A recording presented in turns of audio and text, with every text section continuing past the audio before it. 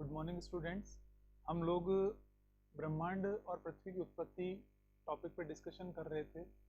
उसी के तहत आगे हम बढ़ते हैं तारों का निर्माण। जो ये तारों का निर्माण हुआ है, इस तारों के निर्माण के लिए जो मुख्य बात ये कही जाती है कि ये जो तारे बने हैं अंतरिक्ष में, वो किस प्रकार बने हैं। इसमें जो महत्वपूर्ण भूमिका है वो है नीहारिका की भूमिका रही है। नीहारिका से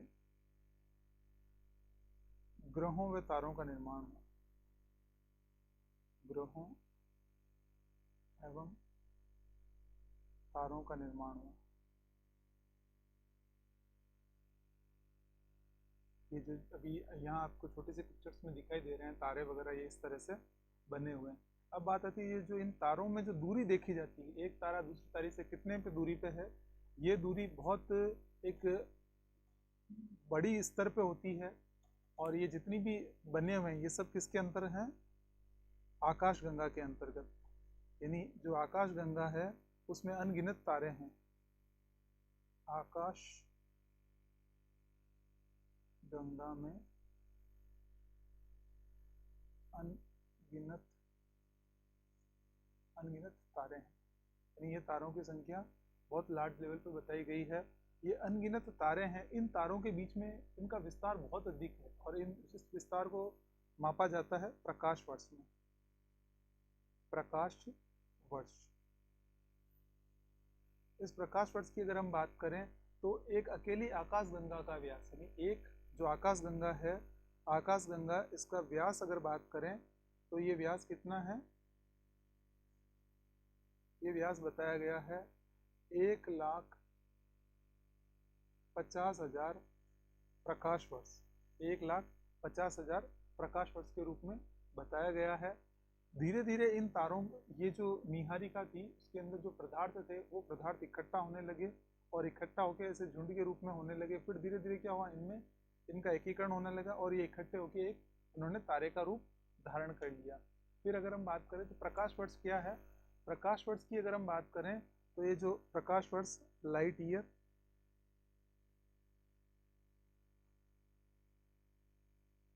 प्रकाश ईयर्स क्या है? यह समय नहीं होके दूरी है। प्रकाश ईयर्स समय ना होकर एक दूरी है। अगर हम कहें कि ये सब ये समय को दिखा रहे हैं, ये समय को नहीं दिखा के ये किसको दिखा रहे हैं? दूरी को दिखा रहे हैं। समय के स्थान पर दूरी है। समय के स्थान पर दूरी को दिखाता है। और प्रकाश वर्ष की दूरी अगर हम कहें तो एक प्रकाश वर्ष की गति है 3 लाख किलोमीटर प्रति सेकंड। इसकी गति क्या रहती है? 3 लाख किलोमीटर प्रति सेकंड। एक सेकंड में प्रकाश वर्ष कितना पहुंच जाता है? सेकंड।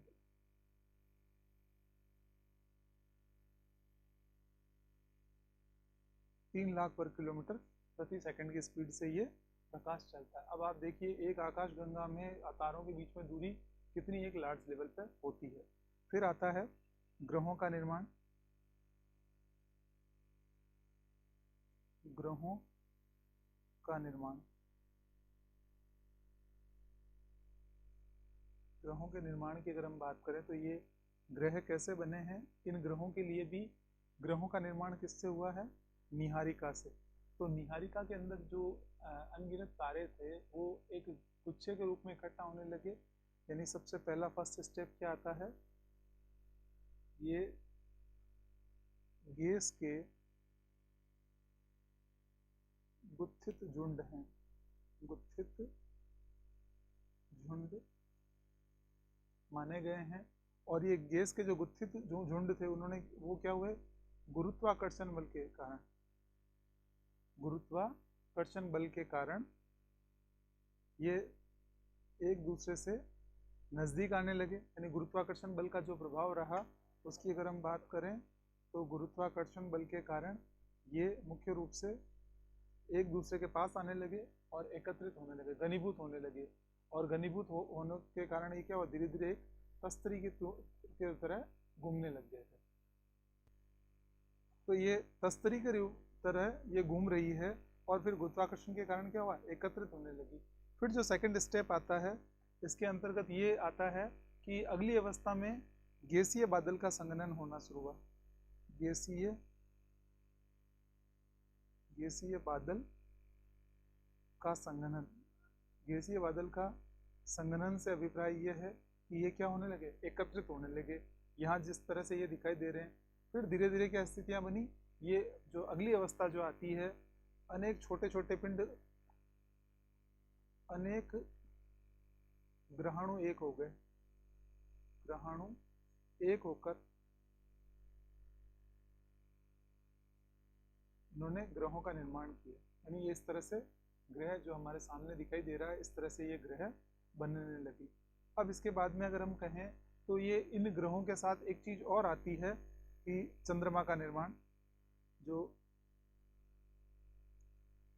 चंद्रमा का निर्माण, चंद्रमा कैसे बना है, चंद्रमा का जो निर्माण हुआ है उसके लिए भी विभिन्न तरह की विचारधाराएं हैं। सबसे पहली चीज ये है, चंद्रमा क्या है, हमारा प्राकृतिक उपग्रह है, पृथ्वी का प्राकृतिक उपग्रह। उपग्रह उसे कहते हैं जो ग्रहों के चारों ओर चक्कर लगाता है।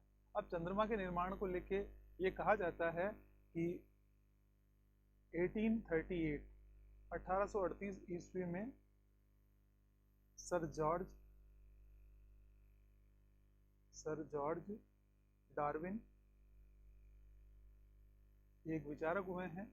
इन्होंने ये सुझाया कि चंद्रमा का निर्माण कैसे हुआ। पृथ्वी व चंद्रमा तेजी से घूमते हुए एक ही पिंड थे, यानी ये कहते हैं पृथ्वी व चंद्रमा एक ही पिंड थे, चंद्रमा एक ही पिंड थे। दूसरा ये कहते हैं ये क्या कर रहे थे, घूर्णन कर रहे थे। घूर्णन यानी अपने स्थान पर घूम रहे थे। जब तेज गति से घूमने लगे तो क्या हुआ, घूर्णन से चंद्रमा पृथ्वी से पृथक हो गया। चंद्रमा पृथ्वी से पृथक हुआ यानी अलग हो गया। जब पृथक हुआ तो क्या हुआ, यहाँ पे गहरा खड्डा बन गया, और गहरा खड्डा बना तो वहां पे क्या बने, महासागर बने। इस तरह से इन्होंने ये अपनी विचारधारा दी। जो दूसरी विचारधारा है वो ये कहती है कि साहब ये इस तरह से नहीं हुआ। इसमें हुआ क्या था कि पृथ्वी से एक अन्य ग्रह है जिसका आकार इन्होंने बताया मंगल से, पृथ्वी से एक अन्य ग्रह जो कि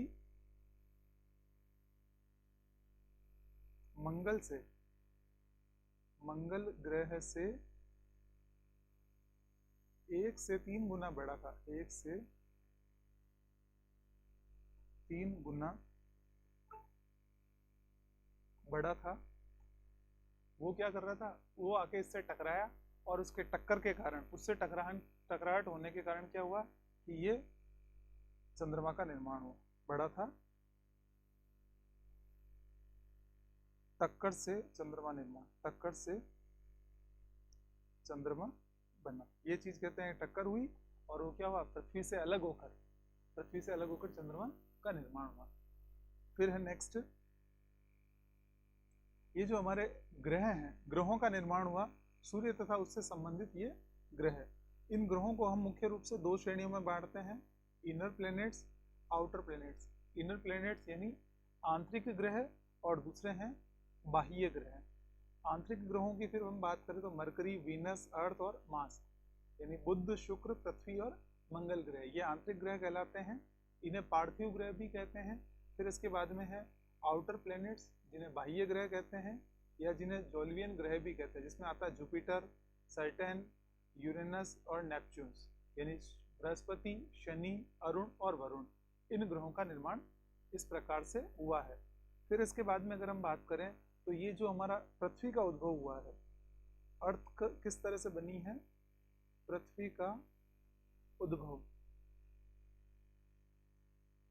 यानी पृथ्वी के उद्भव की अगर हम बात करें तो प्रारंभ में जो स्टार्टिंग टाइम में अर्थ कैसी थी, गर्म गैसीय आग का गोला, गर्म गैसीय आग का गोला। पृथ्वी प्रारंभ में गर्म गैसीय आग का गोला थी, और फिर धीरे धीरे क्या होने लगी, ये ठंडी होने लगी, और ये ठंडी होने में इसको लगभग कितना, काफ़ी समय लगा। और अगर हम कहें तो स्टार्टिंग में जो यहाँ वायुमंडल था, प्रारंभ में वायुमंडल,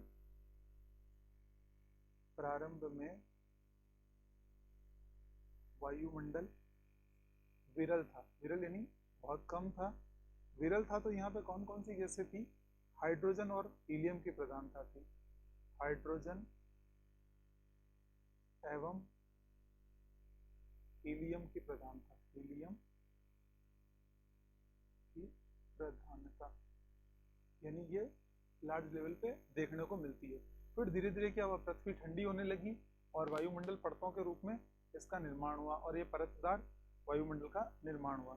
फिर इसके बाद में जो नेक्स्ट आता है वो है स्थल मंडल का विकास, स्थल मंडल का विकास, स्थल मंडल का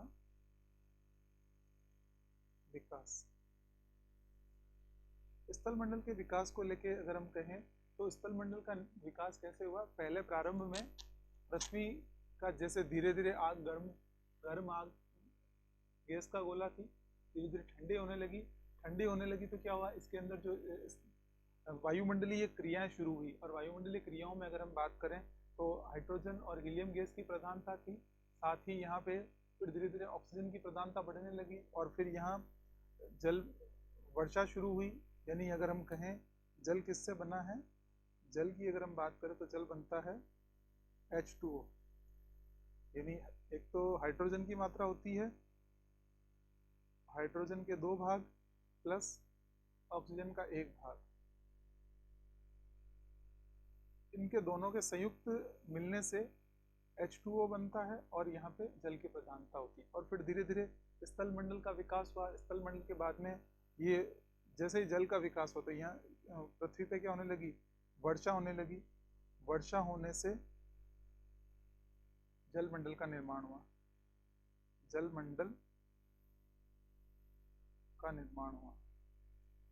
और इस प्रकार हम कह सकते हैं कि ये जो सिस्टमेटिक तरीके से है, पृथ्वी धीरे धीरे ठंडे होने लगी। और इसमें एक कंसेप्ट ये आता है कि धीरे धीरे क्या हुआ कि गैस उत्सर्जन क्रिया हुई।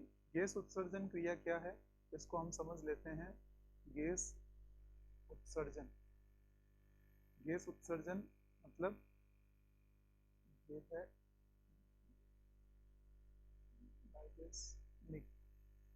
गैस उत्सर्जन में क्या होने लगा था, गैस उत्सर्जन क्रिया में पृथ्वी के भीतर से जो गर्मी थी, यानी पृथ्वी के भीतरी भाग, पृथ्वी के भीतर की गर्मी की गैसें या गर्मी गैसें बाहर निकलने लगी, बाहर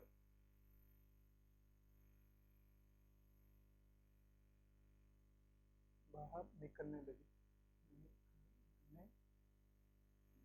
इसी प्रक्रिया को गैस उत्सर्जन प्रक्रिया के रूप में जाना जाता है। फिर उसके बाद में जो अगला बिंदु आता है वो है जीवन की उत्पत्ति।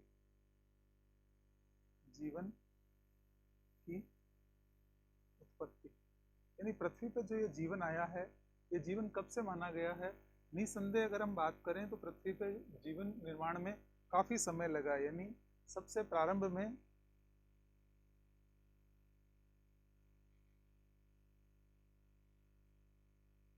जलीय जीवों का निर्माण हुआ, जलीय जीव आए, उसके बाद में जलीय जीवों के बाद में स्थलीय जीव आए, स्थलीय जीव आए, और फिर उसके अंदर जंगली जीवों का विकास हुआ। अगर हम इस विकास क्रम को देखें तो सूर्य के निर्माण के बाद ग्रहों के, विभिन्न ग्रहों का निर्माण हुआ, ग्रहों का ठंडा होने लगा, ठंडे होने के बाद धीरे धीरे ये स्थिति आई कि ये अगर हम कहें तो यहाँ इस तरह से ये ठंडक हुई। फिर धीरे धीरे यहाँ पे स्थल मंडल का निर्माण हुआ, फिर जलमंडल आया, जलमंडल के बाद में जलीय जीवों का निर्माण हुआ, वनस्पति वगैरह डेवलप हुई, फिर धीरे धीरे यहाँ जानवर आए, फिर डायनासोर वगैरह आए। डायनासोर के बाद में अगर हम बात करें तो ये बड़े जानवर आने लगे, बड़े जानवरों में जैसे हाथी वगैरह ये है। फिर इस तरह से धीरे धीरे मानव का निर्माण हुआ। तो इस प्रकार ये जीवन की उत्पत्ति की प्रक्रिया बताती है। इस प्रकार अगर हम कह सकते हैं कि इन ग्रहों और उपग्रहों का निर्माण हुआ। इसी के साथ अपनी क्लास ओवर करते हैं। Thank you very much.